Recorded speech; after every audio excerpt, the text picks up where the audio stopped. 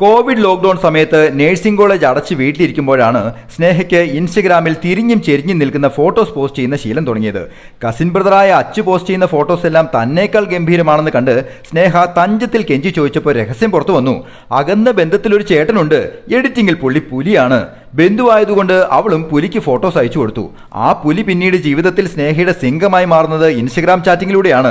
ചാറ്റിങ്ങിനിടെ തിന്നുന്നതെല്ലാം ഭംഗിയിൽ കടിച്ച് പടം ഷെയർ ചെയ്യുന്നത് പതിവായപ്പോൾ ജോബിന്റെ കൂടെ ജോലി ചെയ്യുന്ന ചേച്ചി സൂചിപ്പിച്ചു, ജോബിന് പെണ്ണിന് പ്രേമമാണേ.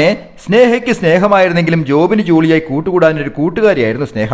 ഒരു ക്രിസ്മസ് അവധിക്കാലത്ത് സ്നേഹയും വീട്ടുകാരും അമ്മ വീട്ടിൽ പോണ വഴി ബന്ധുവായ ജോബിന്റെ ചേട്ടനെ കൊച്ചിനെ കാണാൻ എന്ന് പറഞ്ഞ് പേരൻസിനെ കൺവിൻസ് ചെയ്ത് സ്നേഹ ആദ്യമായി അവനെ കണ്ടുമുട്ടി. അപ്രതീക്ഷിതമായി അവളെ കണ്ടു ഞെട്ടിയ ജോബിൻ കുട്ടിയെ കൈമാറുന്നതിനിടെ അവനറിയാതെ അവൾ അവന്റെ പൊക്കവും വണ്ണവും ചേർച്ചയും ഒക്കെ നോക്കി വെച്ചു. അങ്ങനെ പതിയെ പതിയെ പറഞ്ഞും പറയാതെയും ആരും അറിയാതെയും അവർ പ്രണയിച്ചു തുടങ്ങി. സ്നേഹയുടെ പപ്പ